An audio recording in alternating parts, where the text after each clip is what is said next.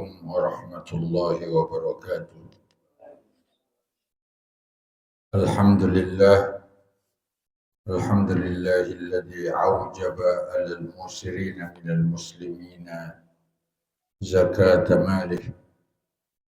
أشهد أن لا إله إلا الله وحده لا شريك له وأشهد أن محمدا عبده ورسوله لا نبي بعده. اللهم صل وسلم على سيدنا محمد وعلى آله وأصحابه وأزواجه وذريته أجمعين. سبحانك لا علم لنا إلا ما علمتنا إنك أنت العليم الحكيم. لا حول ولا قوة إلا بالله العلي العظيم. أما بعد. Pada kesempatan pertemuan kita akan melanjutkan bahasan tentang zakat, yaitu zakat an-naqdain.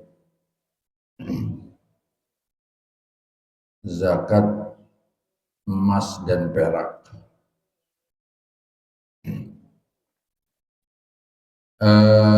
Tapi sebelum kita melanjutkan bahasan ini, mari kita sama-sama berdoa kepada Allah melalui pembacaan suratul Fatihah. Yang pertama, kita mensyukuri karunia kemerdekaan yang diperoleh melalui perjuangan. Mudah-mudahan nikmat dan karunia ini bisa kita syukuri sehingga oleh Allah Subhanahu wa taala nikmat kemerdekaan ini akan mendatangkan keberkahan yang begitu besar, yang begitu banyak di sisi Allah.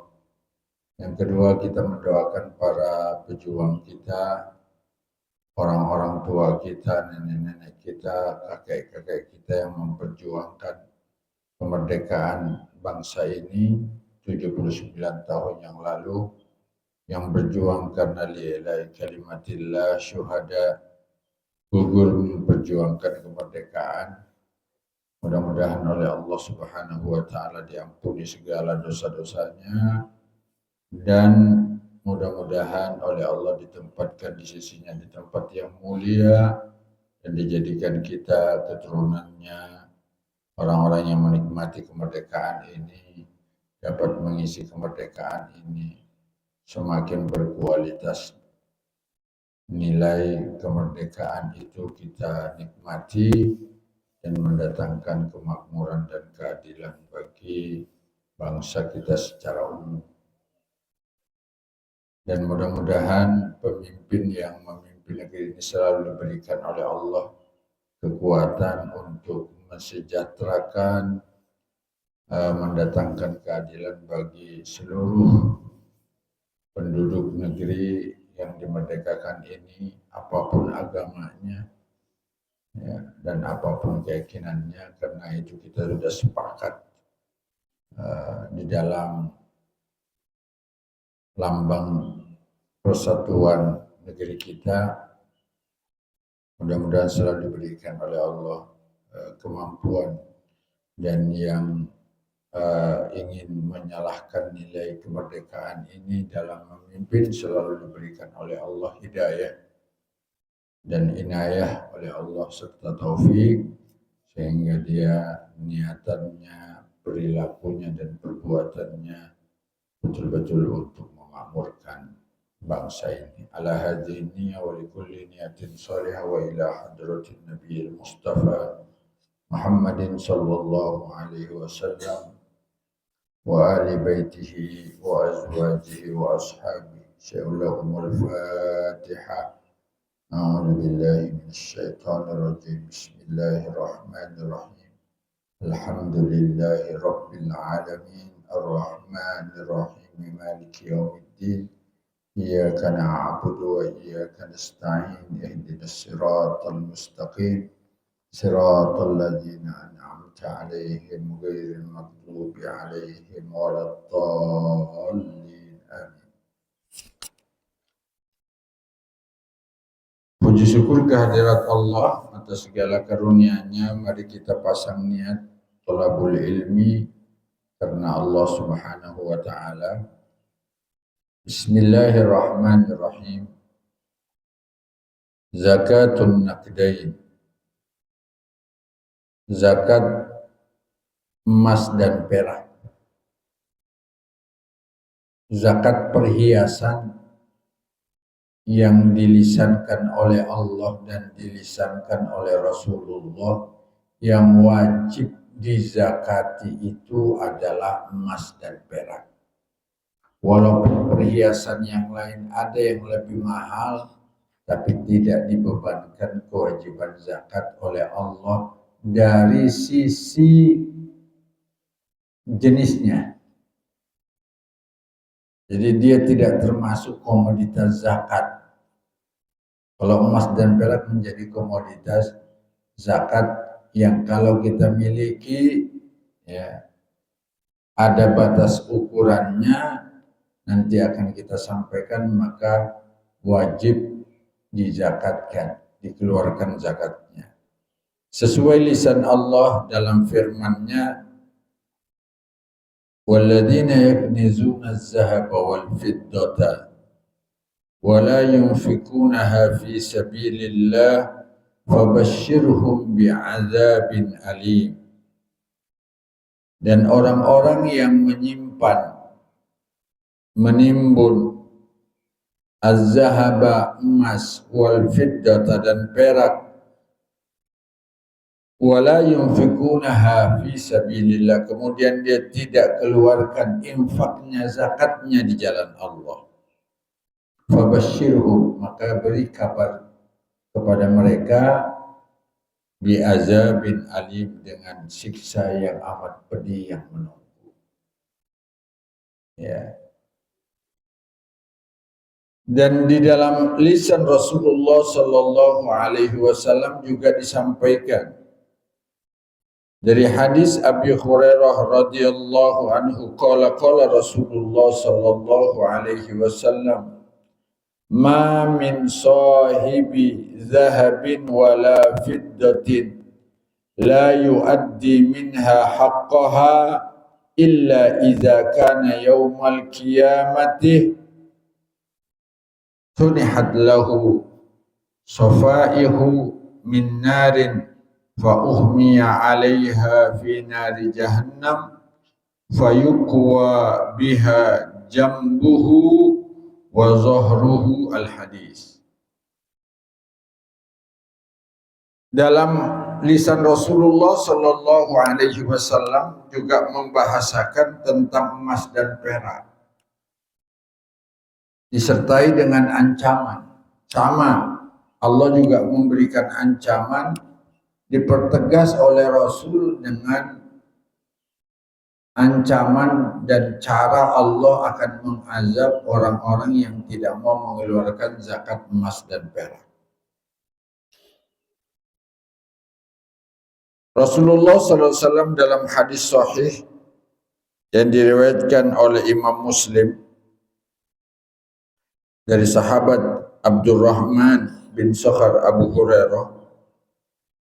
Ya, Abu Hurairah ini unik, paling termasuk sahabat yang telat masuk Islamnya. Dia masuk Islam pada saat perang Khaybar.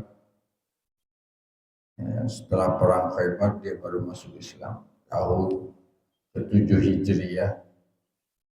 Tapi paling banyak meriwayatkan hadis dari Rasul.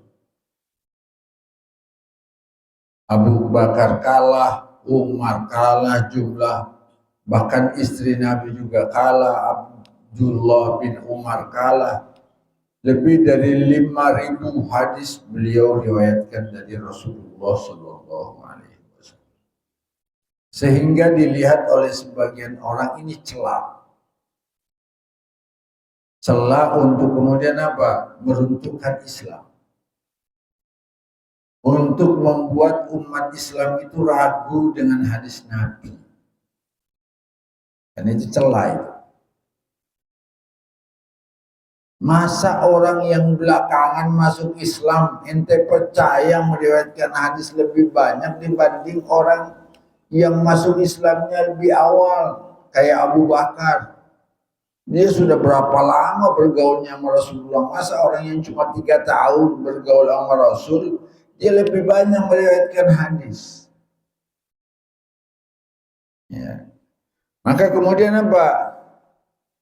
Orang-orang taklis, orang-orang Barat yang mempelajari ilmu Timur yang tujuannya untuk membuat umat Islam ragu, itu menyusupkan pemikiran-pemikiran itu di benak umat Islam. Padahal dia tidak tahu, kata Abu Hurairah, saya ini betul telat masuk Islamnya. Tapi setelah saya masuk Islam, perilaku saya itu tidak akan pernah ada selama 3 tahun itu yang berpisah dengan Rasulullah. Seandainya saya di majlis Rasulullah tidak ada, maka saya kemudian apa? Saya tugaskan orang untuk mencatat semua apa yang diucapkan oleh Rasul. Setelah itu saya salin, saya hafalkan. Begitu juga saya mempelajari hadis-hadis Nabi dari sahabat-sahabat senior. Nah, kalau sahabat meriwayatkan dari sahabat yang lain, dia tidak perlu menyebutkan sahabatnya. Beda sama tabi'in. Kalau tabi'in dia harus menyebutkan sahabat mana diambil. Karena kenapa? Karena seluruh sahabat itu dihukumi oleh Rasul Saduk. Akhirnya apa? Ya lebih banyak jumlah. Jadi keulatan beliau menulis, keulatan beliau menghimpun hadis dari sahabat-sahabat senior yang membuat dia. Sehingga gugurlah anggapan orang bahwa tidak mungkin ada orang yang belakangan lebih banyak meriwayatkan hadis. Tergantung sikapnya. Apa hadisnya? Qala Rasulullah sallallahu alaihi wasallam, "Ma min sahibi zahabin wala fiddah." Tidaklah seorang yang memiliki emas yang sampai nisabnya tentunya. Wala fiddatin, dan juga perak. La yuaddi minha haqqaha, yang tidak dikeluarkan zakatnya. Illa idza kana, kecuali saat datang nanti hari kiamat. Sufihat lahu sahaif, akan dibuat emasnya dan peraknya itu lempengan. Lempengan, Pak. Kemudian setelah jadi lempengan, kayak lempengan besi gitu,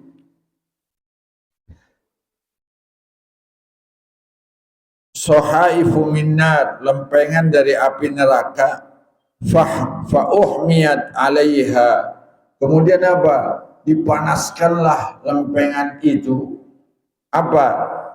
Finari jahannam, di neraka jahannam.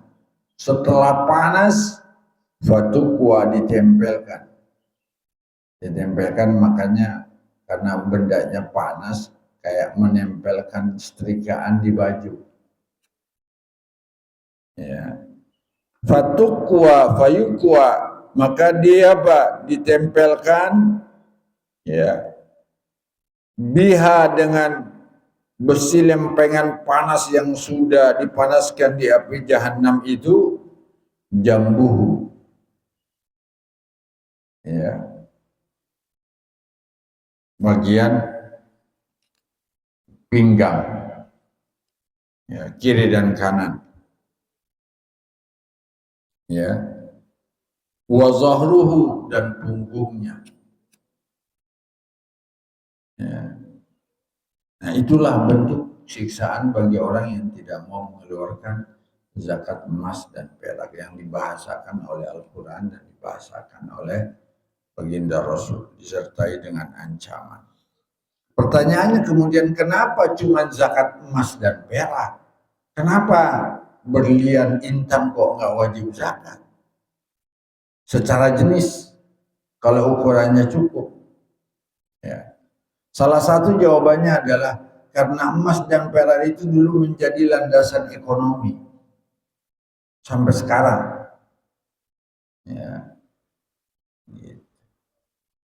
Maka kemudian apa? Menjadi landasan ekonomi, ukuran ekonomi satu negeri, satu bangsa. Maka oleh Rasulullah dulu juga uang alat tukar. Dulu Rasulullah cuman emas dan perak. Emasnya disebut rupiah, bentuknya namanya dinar. Kalau perak disebutnya dirham. Uang emas dan uang perak. Dulu bentuknya adalah emas. Nah, sebenarnya kalau ini dijadikan selalu mata uang, sebenarnya untungnya tidak akan terjadi turunnya nilai tukar mata tukar uang itu yang dipakai alat tukar. Nggak bakalan pernah turun nilainya. Kalau kertas kan turun nilainya. Kalau emas nggak bakalan. Hebatnya Rasulullah dulu emas, sehingga seandainya nilainya turun ya kita jual aja sebagai emas, bukan sebagai alat tukar.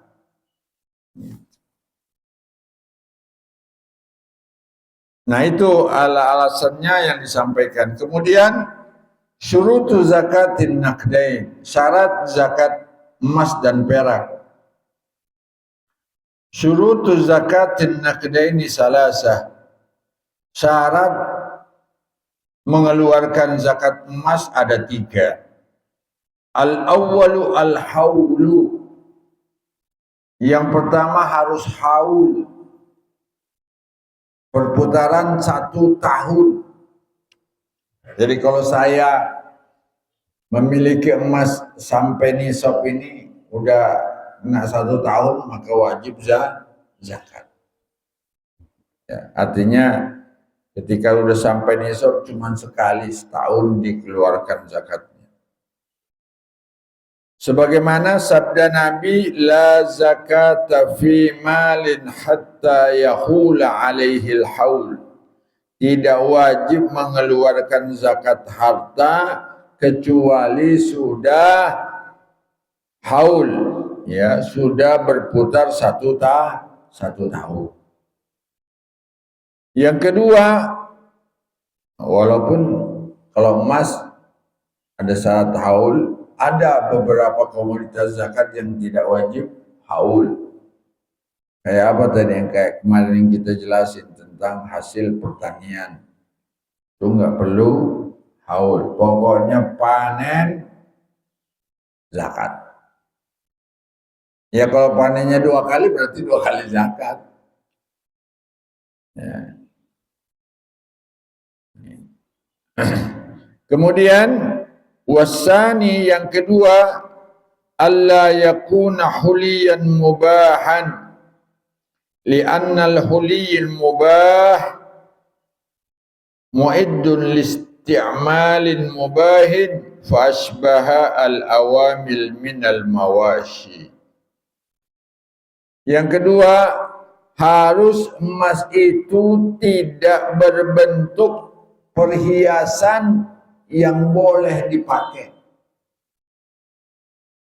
Ya kan, ada ukuran yang normal buat perhiasan itu. Kalau perhiasan kayak rantai kapal mah ya nggak normal. Ya.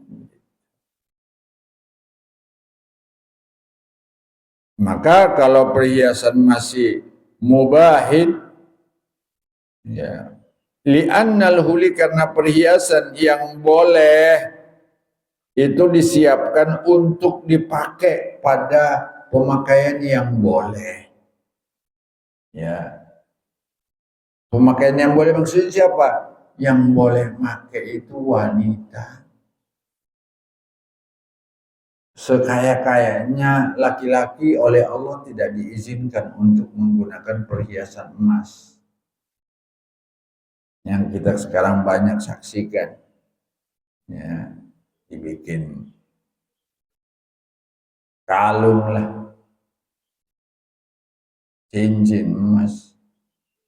Ya, nggak dibolehkan. Kenapa? Karena oleh Rasulullah Sallallahu Alaihi Wasallam ada 2 dulu yang dipegang oleh Rasulullah. 1 emas, yang kedua sutra. Ya. Kemudian beliau memegang dua-duanya, emasnya di tangan kanan, kemudian sutranya di tangan kiri, dan kemudian bersabda, hazani halalun linisa'i ummati haramun lirijalihim. Ini dua yang saya pegang halal buat wanita kaum muslimin umat saya dan haram bagi kaum laki-lakinya. Jadi tegas, kecuali ada madarat, ada kebutuhan mendesak. Di antaranya ada orang kena penyakit gatal, ya, penyakit gatal. Terus kata dokter jangan pakai pakaian kecuali sutra untuk mengurangi. Nah itu dulu pernah terjadi di zaman sahabat. Ada sahabat yang kena gatal oleh Rasulullah, disuruh pakai apa? Sutra, karena sutra itu adem, Pak. Jadi nggak menambah sakit, makanya itu dibolehkan. Makanya itulah kemudian keluar di kode etik hukum Islam, setiap hukum itu biasanya ada pengecualian. Nah, kecuali kondisinya seperti itu. Jadi apa?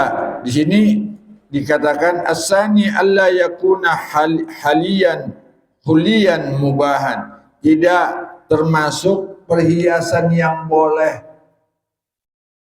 Ya, karena perhiasan itu disiapkan untuk digunakan. Ya, maka enggak wajib zakat. Makanya kata ulama dikiaskan fa'ashbahal awamil, sama kayak alat yang kita gunakan, kayak mobil, ya di perdagangan pokoknya ada orang buka toko kan ada mobilnya, mobil enggak dihitung seberapapun harganya, pokoknya truk miliaran harganya, enggak wajib dizakatin. Itu mah awamil, fasbahal awam. Alat angkut yang enggak wajib, ya, alat transportasi yang enggak wajib dizakat. Wasalis an-nisab, ya, dan yang ketiga sudah sampai ukuran minimal wajib zakat. Nisab itu adalah ukuran minimal kita wajib mengeluarkan zakat. Berapa? Kalau dalam hadis Nabi mengistilahkan isrina dinaron wa mi'atai dirham. Nisab emas itu adalah 20 dinar. Ya. 20 dinar itu kalau digramkan lebih kurang 85 gram. Ya. Ini ukuran yang disepakati oleh semua amil zakat di Indonesia, kayak Basnas, ya, amil zakat, gitu ya. Sepakati 85 gram. Ya. Kemudian kalau perak 200 dirham itu ukurannya adalah hampir 600. Dia 595 gram. Ya, 595 gram perak. Nah, itu ukuran. Jadi kalau kita memiliki emas, ya, yang bukan perhiasan, ya, kalau perhiasan juga berlebihan juga wajib dikeluarkan zakatnya. Pernah suatu saat Rasulullah SAW lagi jalan melihat dua wanita melintas, yang satu ibu-ibu, yang satu masih muda. Yang mudanya itu pakai kalung yang berat banget. Rasulullah SAW nanya, Neng, sudah ngeluarin zakatnya belum? Kenapa? Karena nggak normal, Pak. Terlalu besar kalau perhiasan itu. Udah keluarin zakatnya belum? Kata Sunita, belum. Kata Rasulullah, ente mau nggak nanti di hari akhir Allah rubah emas Anda itu sebagai apa? Rantai-rantai asawir minan nar. Rantai-rantai yang Allah rubah dari api neraka. Akhirnya si wanita ini apa? Melepas tuh kalungnya di depan Rasulullah.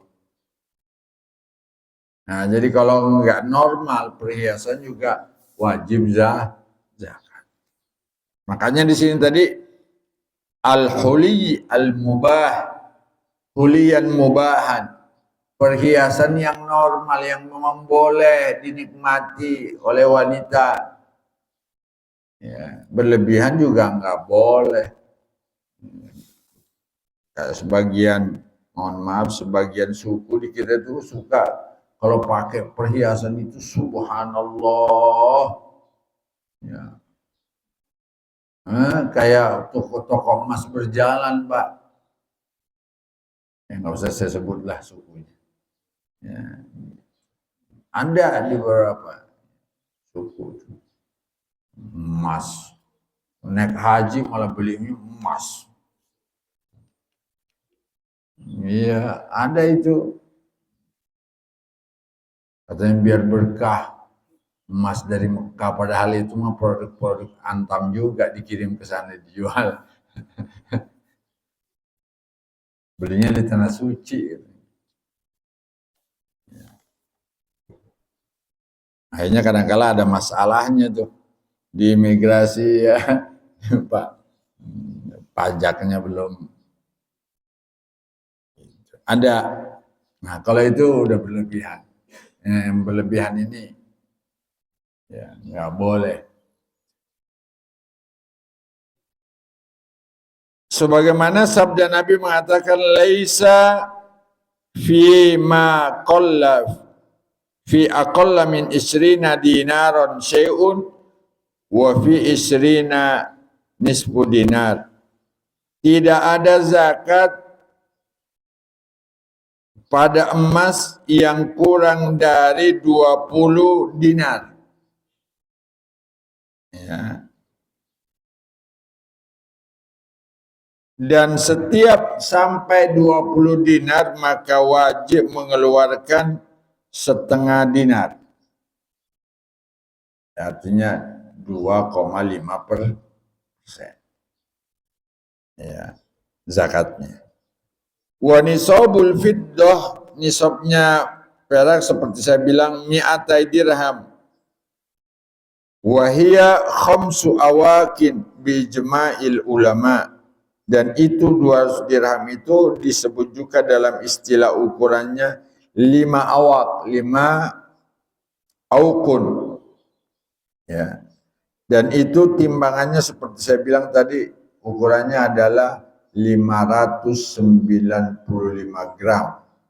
Ya. Nah, bagaimana cara mengeluarkan zakatnya? Ya. Cara mengeluarkan zakat itu disepakati oleh para alim ulama, bisa dalam bentuk emas langsung, bisa dikonversi ke uang. Ya. Tinggal hitung berapa nih, banyaklah, taruhlah gampangannya umpamanya saya punya 100 gram emas, ya bentuknya batangan atau apalah. Ya. Ya. Terus sudah 100 gram sudah setahun saya miliki, maka wajib saya mengeluarkan apa? Zakatnya. Ya, berarti apa? 2,5 gram. Itu kalau saya keluarkan zakat langsung emas.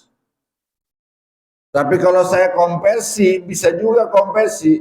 Sekarang beberapa badan amil zakat di Indonesia itu sudah bekerja sama dengan perusahaan emas, Antam, siapa mitra jadi mitra gitu, untuk kemudian apa, ngeluarin emasnya berapa gitu. Jadi oh zakatnya ini nanti kerjasama, oh ini dikeluarkan sekian zakat. Nah, terimalah sama. Atau kita konversi ke uang.